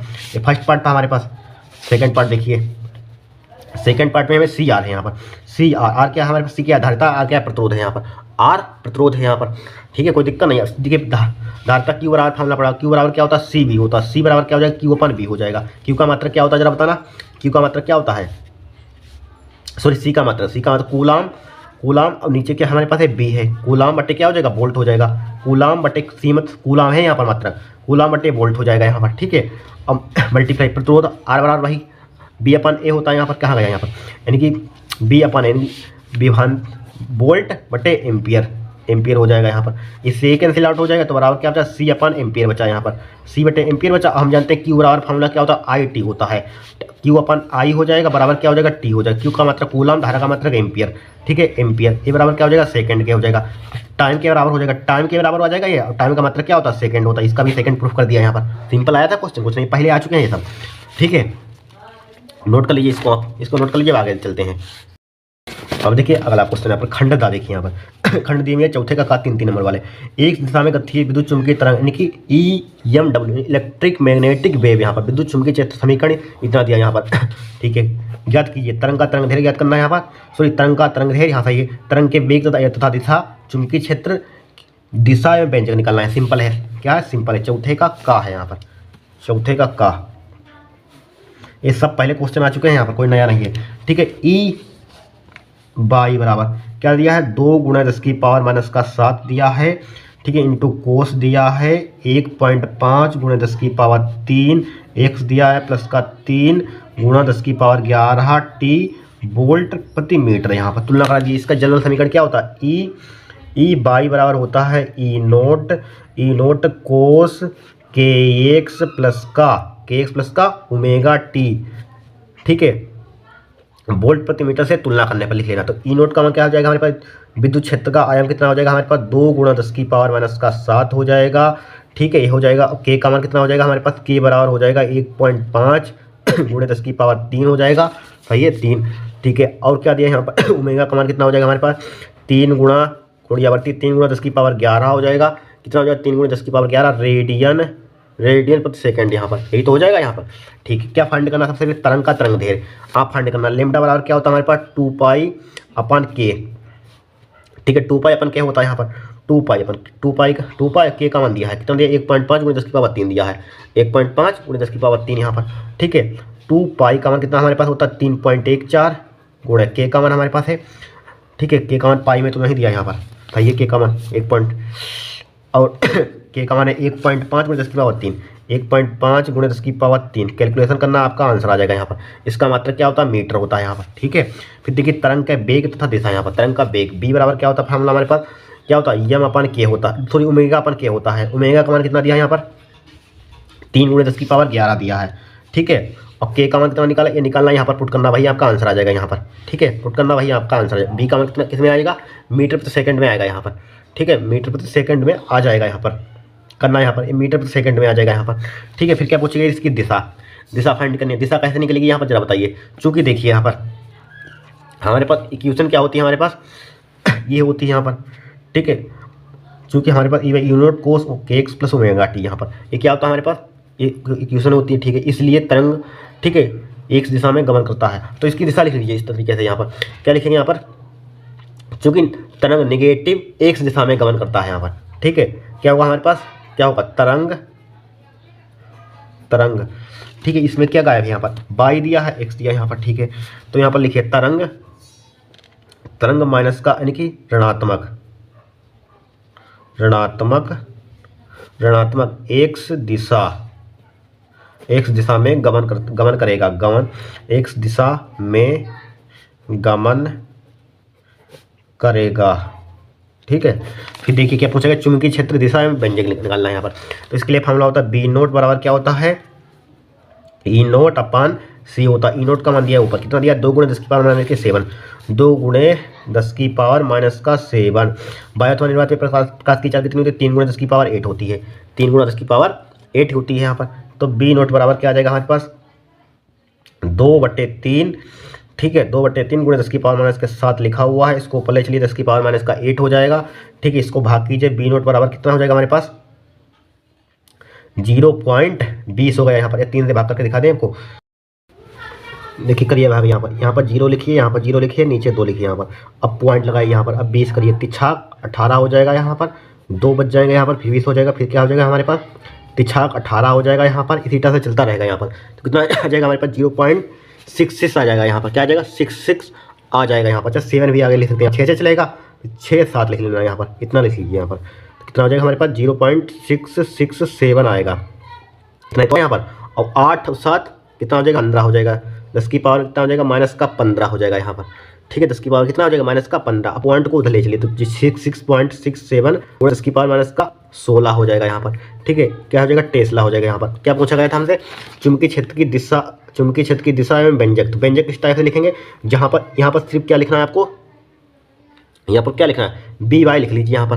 क्या लिख लेंगे यहाँ पर, बी वाई देखिए बी वाई का लिखे यहाँ पर, और बी की जगह पर क्या आ जाएगा, यहाँ पर सिर्फ ये इसकी जगह पर आ जाएगा, बाकी सब एज इट इज हो जाएगा यहाँ पर। का तो कितना आ जाएगा, 6.667 गुणे 10 की पावर माइनस का 16 हो जाएगा यहाँ पर, बाकी का, ठीक है। कोस भी लिख दीजिए, कोस, कोस 1.5 गुणा 10 की पावर 3 एक्स प्लस का 3 गुणा 10 की पावर 11 टी हो जाएगा, किसमें आ जाएगा, टेस्ला में आ जाएगा यहाँ पर। ये क्या हो जाएगी आपकी समीकरण हो जाएगा यहाँ पर, ठीक है। इसकी दिशा क्या हो जाएगी, दिशा, दिशा क्या हो जाएगी, इसकी दिशा हमारे पास क्या हो जाएगी, जड दिशा, देखिए जड अक्ष दिशा में यहाँ पर, जड, ठीक है, जड अक्ष दिशा में हो जाएगी यहाँ पर दिशा, जड अक्ष हो जाएगी। दिशा क्या हो जाएगी यहाँ पर, जड अक्ष लिख लेना यहाँ पर, ठीक है। यहाँ पर बाई है और एक्स दिया है, तो बचा क्या, जड, दिशा क्या हो जाएगी, जड अक्ष हो जाएगा यहाँ पर, कोई दिक्कत नहीं यहाँ पर, ठीक है। नोट कर लीजिए, सिंपल है क्वेश्चन हो गया यहाँ पर, ठीक है। अब इसको सिंप्लीफाई करते हैं। देखिए अब यहाँ पर दिया है, समान वोल्टता के स्रोत से 2 विद्युत बल्ब जिनके प्रतिरोध का अनुपात इतना दिया है, समांतर क्रम में जुड़े हैं, इनमें से शक्ति क्षय का अनुपात ज्ञात कीजिए। शक्ति क्षय का अनुपात यहाँ पर फाइंड करना है यहाँ पर। तो कैसे फाइंड करेंगे बताइए, सिंपल है, कुछ नहीं है यहाँ पर। देखिए फार्मूला हमारे पास होता है, क्या होता है हमारे पास, शक्ति का फार्मूला क्या होता है, P बराबर होता है V²/R होता है यहाँ पर, ठीक है। शक्ति का क्या रेशियो फाइंड करना है यहाँ पर। तो देखिए यहाँ पर P1/P2 लिखिए यहाँ पर, ठीक है, बराबर क्या हो जाएगा, V² विभवांतर सेम रहेगा यहाँ पर, R1/V² क्या हो जाएगा, R2 हो जाएगा बराबर, ठीक है। B² से रुक जाइए, V²/R1 लिखिए यहाँ पर, मल्टीप्लाई R2 कहाँ पहुँच जाएगा, ऊपर पहुँच जाएगा, बटे क्या आ जाएगा, B² हो जाएगा। इससे क्या हो जाएगा, कट जाएगा यहाँ पर, कट गया यहाँ पर, क्या आ जाएगा, P1/P2 हो जाएगा बराबर क्या आ जाएगा हमारे पास, R2/R1 हो जाएगा यहाँ पर। यही तो हो जाएगा, R2/R1 हो जाएगा यहाँ पर। R2 का मान कितना दिया यहाँ पर, इनका अनुपात दिया यहाँ पर, देखिए R1 रेशो देखिए, R1/R2 का मान दिया है, कितना दिया है यहाँ पर, 1/2 दिया है यहाँ पर, रेशियो का मतलब 1/2। तो देखिए R2 का मान कितना दिया है, जस्ट इसके नीचे चलिए 2 दिया है यहाँ पर, 2।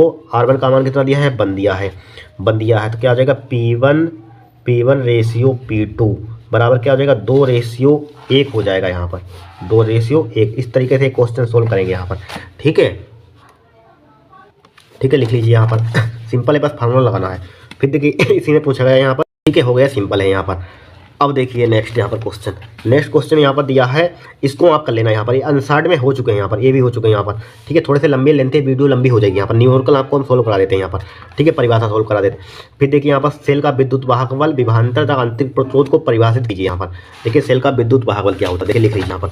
सेल का विद्युत वाहक बल देखिए क्या होता है, एकांक आवेश को पूरे परिपथ में सेल सहित प्रवाहित करने में सेल द्वारा दी गई ऊर्जा को सेल का विद्युत बल कहते हैं। ठीक है, अब देखिए आंतरिक प्रतिरोध, सेल का आंतरिक प्रतिरोध क्या होता है, इसी सेल की प्लेट को तार द्वारा जोड़ देने पर तार में विद्युत धारा सेल की धन प्लेट से ऋण प्लेट की ओर तथा सेल के भीतर उसके घोल में ऋण प्लेट से धन प्लेट की और क्या होती है, बहती है। तार की भद्र सेल का घोल भी विद्युत धारा के मार्ग में प्रतिरोध, ठीक है, प्रतिरोध उत्पन्न करता है। इस प्रतिरोध को सेल का आंतरिक प्रतिरोध कहते हैं यहाँ पर। ठीक है, नोट कर लीजिए। अब देखिए विभवांतर की परिभाषा देखेंगे। देखिए विभवांतर की परिभाषा, दो बिंदुओं के बीच प्रति इकाई आवेश किए गए कार्य के बराबर होता है। ठीक है, दो बिंदुओं के बीच प्रति इकाई आवेश के किए गए कार्य के बराबर होता है। बराबर क्या होता है, W/Q होता है यहाँ पर। ठीक है, नोट कर लीजिए इसको आप। अब देखिए नेक्स्ट यहाँ पर इसके आगे देखिए यहाँ पर दिया, तरंग के ध्रुवण की घटना से आप क्या समझते हैं। देखिए की घटना क्या होती है, देखिए ध्रुवण वह घटना है जिसमें किसी अनुप्रस्थ तरंग के कंपन को केवल एक ही तल में सीमित कर दिया जाता है। ठीक है, ध्रुवण वह घटना जिसमें किसी अनुप्रस्थ तरंग के कंपन को केवल एक ही दिशा में सीमित कर दिया जाता है यहाँ पर। ठीक है, फिर इसी के पूछा गया है। ठीक है, जो नए क्वेश्चन है उसको हम करा देते हैं यहाँ पर। कारण से स्पष्ट कीजिए कि ध्रुवण की घटना अनुदैर्ध्य तरंगों में संभव नहीं होती है परंतु अनुप्रस्थ तरंगों में संभव होती है। देखिए फर्स्ट पार्ट तो लिखिए आप, चूंकि अनुदैर्ध्य तरंगों में कणों का दोलन तरंग के प्रसार की दिशा में समांतर होता है। ठीक है, इसीलिए दोलन की कोई निश्चित अनुप्रस्थ दिशा नहीं होती है जिससे चुना या सीमित किया जा सके, अतः ध्रुवण संभव नहीं होता। यहाँ पर एक रीजन है। फिर देखिए अनुप्रस्थ तरंगों में संभव होता क्यों, देखिए अनुप्रस्थ तरंगों में कणों का दोलन तरंग के प्रसार की दिशा में लंबवत होता है, परपेंडिकुलर होता है, और दोलन की कई संभावित दिशाओं में हो सकते हैं। दोलन क्या होता है, कई संभावित दिशाओं में हो सकता है। यहाँ पर किसी एक दिशा में दोलन को सीमित किया जा सकता है, इसलिए ध्रुवण संभव होता है यहाँ पर। ठीक है, थ्योरी लिख लीजिए यहाँ पर, लिख लीजिए इसको आप। अब देखिए आप नेक्स्ट विधि के दिया है, दो समांतर सीधे धारावाहिक चालकों के बीच लगने वाले बल कब किस दिशा में निम्नलिखित होता है, आकर्षण प्रतिकर्षण। ठीक है, ये भी क्वेश्चन हो चुका, लिख लीजिए चाहे इसको आप। ये क्वेश्चन दिया हमने, लिखा था कहीं। ठीक है, यही यहाँ पर देखिए, जब चालक में धारा दिशा क्या है, समान है यहाँ पर। ठीक है, तो क्या होता है हमारे पास, आकर्षण होता है यहाँ पर। तो लिख लीजिए, जब दो समांतर धारावाहिक चालकों में प्रवाहित धारा की दिशा समान होने पर उनके बीच लगने वाला बल आकर्षण होता है। जब समान होगी यहाँ पर, ठीक है, तो क्या हुआ, आकर्षण बल लगाएगा ये एक ही डायरेक्शन में। ठीक है, यही लिखना है यहाँ पर। जैसे बोलोगे दो समांतर सीधे धारावाहिक चालकों के बीच लगने वाले बल कब किस दिशा में निम्नलिखित होता है, आकर्षण और प्रतिकर्षण यहाँ पर। ठीक है, तो यही आपको लिखना है यहाँ पर। जब दो समांतर धारावाहिक चालकों में प्रवाहित धारा की दिशा समान होने पर उनके बीच लगने वाला बल आकर्षण प्रकृति का होता है यहाँ पर। ठीक है, आकर्षण प्रकृति का होता है। फिर देखिए, जब दो समांतर धारावाहिक चालकों में प्रवाहित धारा की दिशा विपरीत होने पर बल क्या होता है, प्रतिकर्षण प्रकृति का होता है, ध्यान रखना। जब दो समांतर धारावाहिक चालकों में प्रवाहित धारा की दिशा विपरीत होने पर बल क्या होता है, प्रतिकर्षण होता है। ठीक है, लिख लीजिए यहाँ पर। फिर अब देखिए नेक्स्ट यहाँ पर इसके आगे देखिए, यहाँ पर दिया, तरंग के ध्रुवण की घटना से आप क्या समझते हैं। देखिए की घटना क्या होती है, देखिए ध्रुवण वह घटना है जिसमें किसी अनुप्रस्थ तरंग के कंपन को केवल एक ही तल में सीमित कर दिया जाता है। ठीक है, ध्रुवण वह घटना जिसमें किसी अनुप्रस्थ तरंग के कंपन को केवल एक ही दिशा में सीमित कर दिया जाता है यहाँ पर। ठीक है, फिर इसी के पूछा गया है। ठीक है, जो नए क्वेश्चन है उसको हम करा देते हैं यहाँ पर। कारण से स्पष्ट कीजिए कि ध्रुवण की घटना अनुदैर्ध्य तरंगों में संभव नहीं होती है परंतु अनुप्रस्थ तरंगों में संभव होती है। देखिए फर्स्ट पार्ट तो लिखिए आप, चूंकि अनुदैर्ध्य तरंगों में कणों का दोलन तरंग के प्रसार की दिशा में समांतर होता है। ठीक है, इसीलिए दोलन की कोई निश्चित अनुप्रस्थ दिशा नहीं होती है जिससे चुना या सीमित किया जा सके, जैसे चुना या सीमित किया जा सके, अतः ध्रुवण संभव नहीं होता। यहाँ पर एक रीजन है। फिर देखिए अनुप्रस्थ तरंगों में संभव होता क्यों? देखिए अनुप्रस्थ तरंगों में कणों का दोलन तरंग के प्रसार की दिशा में लंबवत होता है, परपेंडिकुलर होता है, और दोलन की कई संभावित दिशाओं में हो सकते हैं। दोलन क्या होते हैं? कई संभावित दिशाओं में हो सकता है। यहाँ पर किसी एक दिशा में दोलन को सीमित किया जा सकता है, इसलिए ध्रुवण संभव होता है यहाँ पर। ठीक है, थ्योरी लिख लीजिए, यहाँ पर लिख लीजिए इसको आप। अब देखिए नेक्स्ट फिर देखिए दिया है, दो समांतर सीधे धारावाहिक चालकों के बीच लगने वाले बल कब किस दिशा में निम्नलिखित होता है? आकर्षण, प्रतिकर्षण। ठीक है, ये भी क्वेश्चन हो चुका, लिख लीजिए चाहे इसको आप। ये क्वेश्चन दिया हमने, लिखा था कहीं। ठीक है, यही यहाँ पर देखिए, जब चालक में धारा दिशा क्या है? समान है यहाँ पर। ठीक है, तो क्या होता है हमारे पास? आकर्षण होता है यहाँ पर। तो लिख लीजिए, जब दो समांतर धारावाहिक चालकों में प्रवाहित धारा की दिशा समान होने पर उनके बीच लगने वाला बल आकर्षण होता है। जब समान होगी यहाँ पर, ठीक है, तो क्या हुआ? आकर्षण बल लगाएगा ये एक ही डायरेक्शन में। ठीक है, यही लिखना है यहाँ पर। जैसे बोलोगे, दो समांतर सीधे धारावाहिक चालकों के बीच लगने वाले बल कब किस दिशा में निम्नलिखित होता है? आकर्षण और प्रतिकर्षण यहाँ पर। ठीक है, तो यही आपको लिखना है यहाँ पर। जब दो समांतर धारावाहिक चालकों में प्रवाहित धारा की दिशा समान होने पर उनके बीच लगने वाला बल आकर्षण प्रकृति का होता है यहाँ पर। ठीक है, आकर्षण प्रकृति का होता है। फिर देखिए, जब दो समांतर धारावाहिक चालकों में प्रवाहित धारा की दिशा विपरीत होने पर बल क्या होता है? प्रतिकर्षण प्रकृति का होता है, ध्यान रखना। जब दो समांतर धारावाहिक चालकों में प्रवाहित धारा की दिशा विपरीत होने पर बल क्या होता है? प्रतिकर्षण होता है। ठीक है, लिख लीजिए यहाँ पर। फिर देखिए यहाँ पर दृष्टिकारी युक्ति क्या होती है? तो लिखिए, वह घटना जो AC को DC में परिवर्तित करती है। ठीक है, यही क्या होती है? हमारे पास दृष्टिकारी युक्ति होती है यहाँ पर। ठीक है, अब देखिए यहाँ पर दिए गए परिपथ में डायोड D के अनुदिश विभव इतना दिया है तथा प्रवाहित धारा इतनी दी है, निम्नलिखित का मान ज्ञात कीजिए। प्रतिरोध सिरों के बीच विभवांतर प्रतिरोध R का मान यहाँ पर। ठीक है, ये सोल्व क्वेश्चन कर रहे थे तो वीडियो रुक गई थी यहाँ पर। ठीक है, ये सोल्व हो गया था यहाँ पर। तो देखिए यहाँ पर ये सोल्व कर दिया था हमने। सेल का विभव हमें दिया यहाँ पर सेल का विभव कितना दिया है यहाँ पर? 1.5 वोल्ट। अब यहाँ पर डायोड का विभव दिया है यहाँ पर, डायोड का 0.5 वोल्ट यहाँ पर। ठीक है, अब धारा करंट दी है यहाँ पर 5 मिली एम्पियर दी है, तो 5 × 10⁻³ एम्पियर हो जाएगा यहाँ पर। राइट, फाइंड क्या करना है यहाँ पर? प्रतिरोध के सिरों के बीच विभवांतर। तो BR बराबर, तो प्रतिरोध के सिरों के बीच विभवांतर तो क्या निकालेंगे? लिखेंगे सेल का विभव माइनस का डायोड का विभव यहाँ पर, तो 1 वोल्ट आ जाएगा यहाँ पर। फिर निकालना है यहाँ पर प्रतिरोध R का मान, तो ओम का नियम लगाइए। R बराबर क्या होता है? B/R होता है, तो BR/I हो जाएगा। BR का मान 1 दिया है और I का मान दिया है 5 × 10⁻³ दिया है यहाँ पर। ठीक है, अब 1/5 चुका तो इसको ऊपर ले जाएंगे, तब 1000 हो जाएगा, काटा इसको 5 × 10 200 हो जाएगा यहाँ पर। इसको देख लीजिए यहाँ पर, इसको कहाँ ले जाएंगे? ऊपर ले जाएंगे यहाँ पर। यहीं पर करते हैं, यहाँ पर यहीं पर कर देते हैं, तो ऊपर जाएगा कितना हो जाएगा? 1000 ऊपर हो जाएगा यहाँ पर, हो जाएगा। अब काट दीजिए 5 × 200 हो जाएगा यहाँ पर, तो कितना हो जाएगा यहाँ पर? 200 ओम हो जाएगा। इसका आंसर क्या हो जाएगा? 200 ओम हो जाएगा यहाँ पर। ठीक है, इस तरीके से क्वेश्चन सोल्व करेंगे यहाँ पर। राइट हो गया यहाँ पर। अगला क्वेश्चन यहाँ पर इसमें दिया, प्रकाश विद्युत प्रभाव के लिए कारफलन, देहली आवर्ती तथा निरोधी विभव की परिभाषा तथा सूत्र लिखिए यहाँ पर। देखिए, सबसे पहले कारफलन क्या होता है? क्या होता है? वह न्यूनतम प्रकाश ऊर्जा जो किसी धातु पृष्ठ से इलेक्ट्रॉन उत्सर्जित करने के लिए आवश्यक है, उस धातु का कारफलन कहलाता है। यहाँ पर उस धातु का क्या कहलाता है? कारफलन कहलाता है। इसे W से प्रदर्शित करते हैं। इसके लिए फॉर्मूला क्या होता है? W बराबर hν नोट होता है। क्या होता है कारफलन? वह न्यूनतम प्रकाश ऊर्जा जो किसी धातु पृष्ठ से इलेक्ट्रॉन उत्सर्जित करने के लिए आवश्यक है, उस धातु का कारफलन कहलाता है। इसे W से प्रदर्शित करते हैं यहाँ पर। ठीक है, फिर देखिए आगे, देखिए अब देहली आवर्ती हमारे पास, इसमें क्या पूछी गई थी? देहली आवर्ती। देहली आवर्ती देखिए क्या होती है? प्रकाश की वह न्यूनतम आवर्ती जो किसी धातु से प्रकाश इलेक्ट्रॉन को उत्सर्जन करा सके, उस धातु की देहली आवर्ती कहलाती है। इसे न्यू नोट से प्रदर्शित करते हैं यहाँ पर। ठीक है, इसे न्यू नोट से प्रदर्शित करते हैं। इसके लिए फॉर्मूला आप क्या लिख लेना? न्यू नोट बराबर होता है, वैसे आपने पढ़ा होगा कारफलन W बराबर क्या होता है? H न्यू नोट होता है, तो न्यू नोट बराबर क्या हो जाएगा? W/H हो जाएगा। ठीक है, क्या हो जाएगा हमारे पास? देहली आवर्ती का फॉर्मूला हो जाएगा यहाँ पर, ये होगा यहाँ पर। फिर देखिए, फिर क्या पूछा गया था यहाँ पर? निरोधी विभव। निरोधी विभव क्या होता है यहाँ पर? जो हम बोल रहे हैं आप लिख लेना यहाँ पर। क्या होती है निरोधी विभव? लिखना है यहाँ पर, प्रकाश विद्युत प्रभाव में। ठीक है, इसे लिखा है यहाँ पर प्रकाश विद्युत प्रभाव के लिए, तो लिखे प्रकाश विद्युत प्रभाव में निरोधी विभव धन प्लेट पर लगाया गया वह न्यूनतम ऋणात्मक विभव है जिस पर प्रकाश विद्युत धारा क्या होती है? यहाँ पर 0 होती है, 0 होती है यहाँ पर। ठीक है, इसके लिए फॉर्मूला क्या हो जाएगा हमारे पास? B नोट बराबर हो जाएगा E/E हो जाएगा यहाँ पर।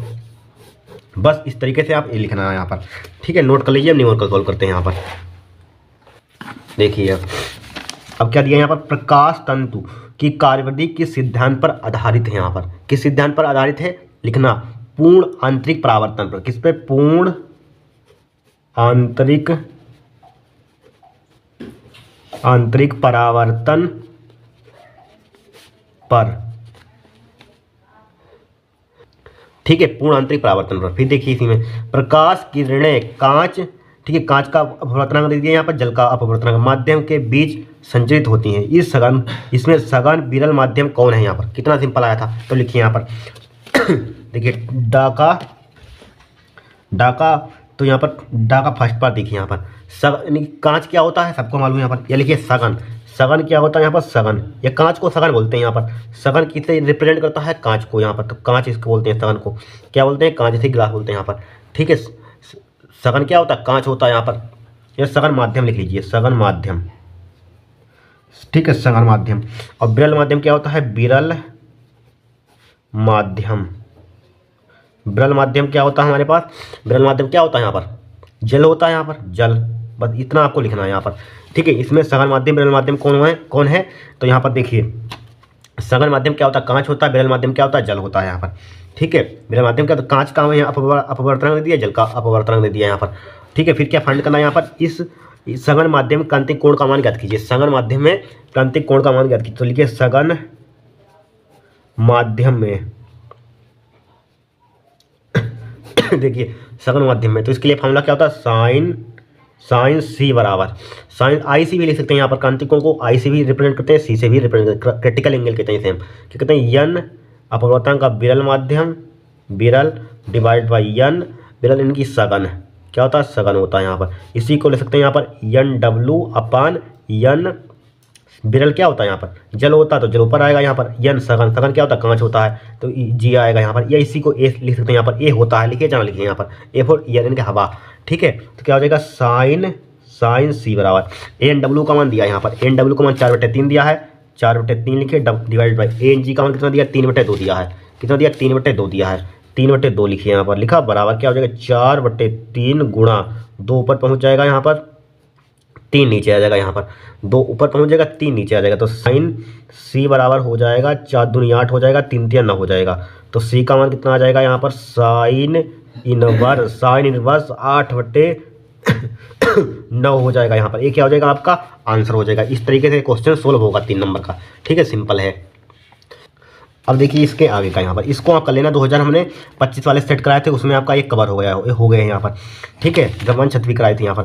फिर देखिए यहाँ पर बोहर क्वांटम सिद्धांत की सहायता से दिखाइए, यानी भी कक्षा में परिक्रमण करते हुए किसी इलेक्ट्रॉन की कक्षा की परिधि इलेक्ट्रॉन की द्विध्रुवीय तरंगदैर्घ्य यानी कि लैम्डा का पूर्ण गुणज होती है। पहले इतना सॉल्व करते हैं, बस सिंपल है, आ चुका है 2023 में शायद यहाँ पर। तो इसके लिए हमारे पास फार्मूला क्या होता है? हमारे पास लिखेंगे यहाँ पर बोर का क्वांटीकरण नियम से। यहाँ पर क्या लिखेंगे? बोर के क्वांटीकरण नियम से। यहाँ पर बोर का क्वांटीकरण नियम लिख लीजिए। क्वांटीकरण कौन सा? क्वांटीकरण नियम से। यहाँ पर क्या नियम से? ठीक है, लिख लेना यहाँ पर, वीडियो लंबी हो रही है इसलिए जल्दबाजी कर रहे हैं यहाँ पर। ठीक है, बोर का क्वांटीकरण नियम से यहाँ पर क्या होता है? यहाँ पर एम बी आर बराबर होता है एन एच अपान 2 पाई यहाँ पर। ठीक है, एन एच अपान 2 पाई होता है यहाँ पर।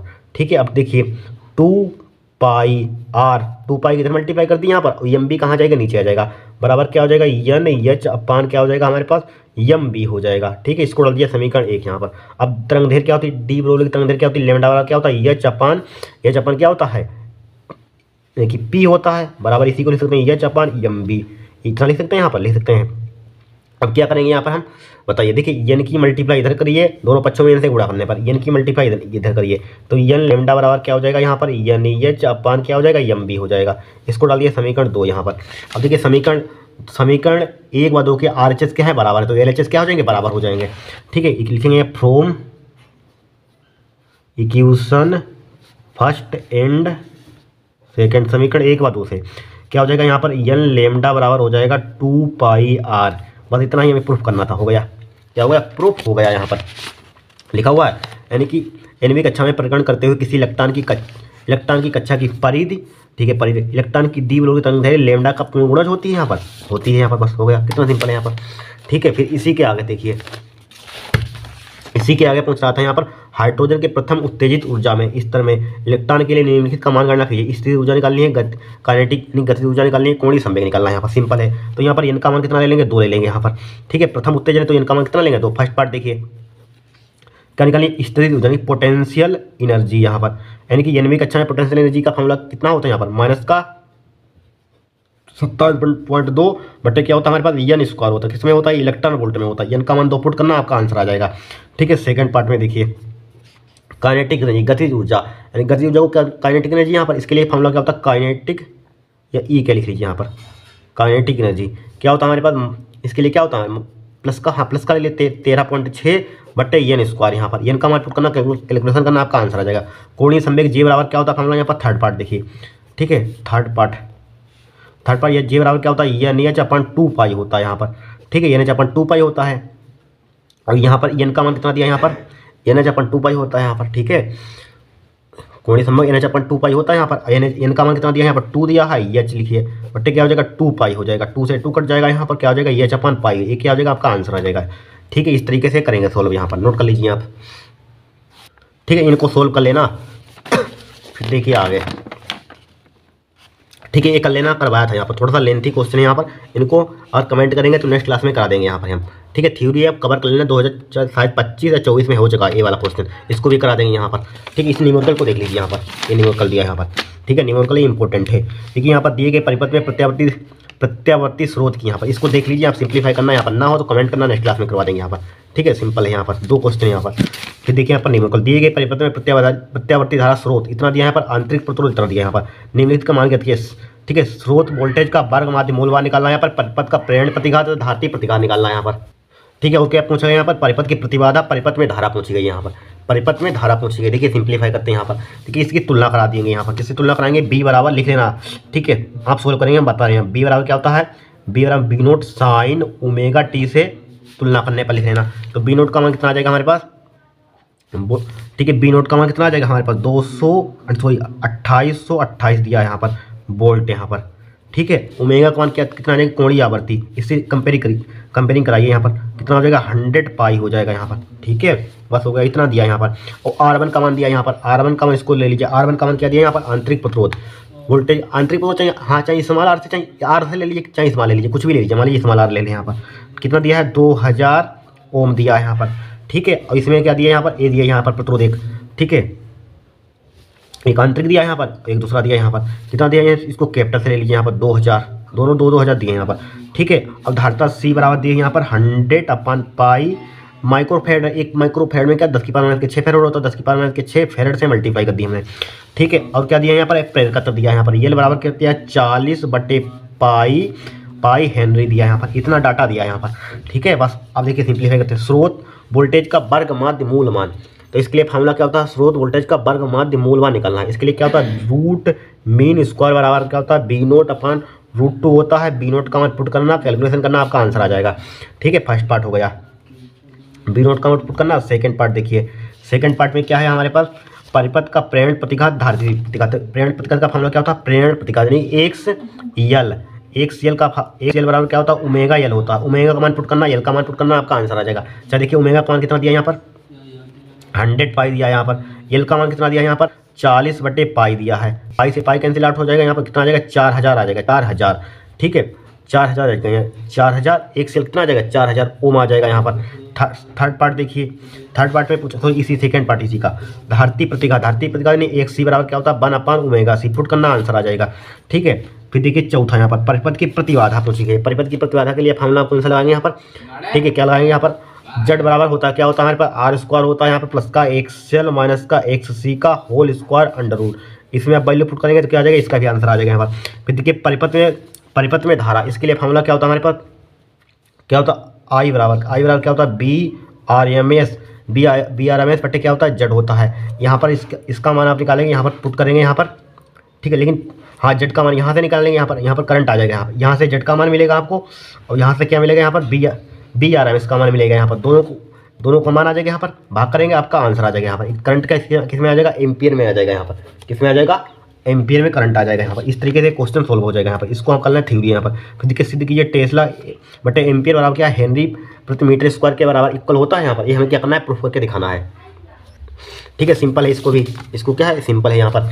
देखिए LHS ले लीजिए, इसमें यहाँ पर LHS क्या दिया, यहाँ पर टेस्ला दिया है बटे एम्पियर दिया है यहाँ पर। ठीक है, टेस्ला दिया है, एम्पियर क्या है, इसका हमें इतना प्रूफ करके लाना है यहाँ पर। ठीक है, थ्योरी आप लिख लेना, सिद्ध कीजिए कि सिंपल है। देखिए टेस्ला किसका होता है, चुंबकीय क्षेत्र का मात्रक होता है। चुंबकीय क्षेत्र के मात्रक ठीक है 3-4 होते हैं। कौन कौन सा होता है, एक होता है हमारे पास वेबर प्रति मीटर स्क्वायर होता है, टेस्ला होता है, न्यूटन प्रति एम्पियर मीटर होता है, गॉस होता है। ठीक है, तो यहाँ पर टेस्ला की यहाँ पर हमें वेबर में लाना, तो कौन सा वाला मात्रक यहाँ पर कौन सा आप पुट करेंगे यहाँ पर, लेकिन हेनरी बटे मीटर स्क्वायर लाना है यहाँ पर। तो इसके लिए आप एक काम कर लीजिए, एक टेस्ला के यहाँ पर आप ये वाला पुट कर लीजिए, वेबर बटे मीटर स्क्वायर लिखिए यहाँ पर, वेबर प्रति मीटर स्क्वायर। ठीक है, एम्पियर की यहाँ पर क्या लिखेंगे यहाँ पर जरा बताना, एम्पियर की या एम्पियर की यहाँ पर एम्पियर ही लिखा रहने दीजिए, तो एम्पियर हो जाएगा यहाँ पर। ठीक है, एम्पियर लिख लेना हिंदी में, यहाँ पर एम्पियर हो जाएगा, यहाँ पर हो जाएगा। तो इसको लिख सकते हैं यहाँ पर बराबर वेबर बटे क्या हो जाएगा हमारे पास, वेबर बटे वेबर प्रति मीटर स्क्वायर होता है यहाँ पर, क्या होता है, सॉरी मीटर स्क्वायर होता है, वेबर प्रति मीटर स्क्वायर गुणा क्या हो जाएगा, एम्पियर हो जाएगा यहाँ पर, एम्पियर हो जाएगा यहाँ पर। अब देखिए हम जानते हैं यहाँ पर वेबर प्रति मीटर स्क्वायर।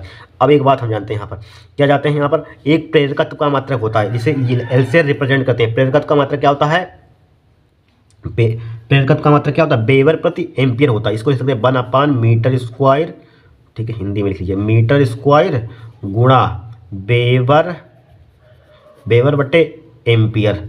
ठीक है, अब वेबर बट एम्पियर किसके होता है, इक्वल होता है हमारे पास 1 हेनरी के बराबर होता है यहाँ पर। इसके होता है हेनरी का मात्रक होता है, प्रेरकत्व के इक्वल होता है, प्रेरकत्व का मात्रक क्या होता है, हेनरी होता है। तो क्या हो जाएगा, हेनरी, इसको लिख सकते हैं हेनरी स्क्वायर, क्यों छूट रहा है, स्क्वायर लगा दीजिए, बट क्या हो जाएगा यहाँ पर, मीटर स्क्वायर हो जाएगा यहाँ पर। यही प्रूफ करके लाना था, आ गया यहाँ पर, इतना आपको सिद्ध करना है यहाँ पर। इस तरीके से सोल्व होगा क्वेश्चन यहाँ पर। ठीक है, तो 2-4 क्वेश्चन बचे हैं यहाँ पर, नेक्स्ट क्लास में करेंगे यहाँ पर। ठीक है, ये वाला बचा है यहाँ पर, बस इतना ही यहाँ पर, इसको नेक्स्ट क्लास में करेंगे, इतना ही दिया यहाँ पर।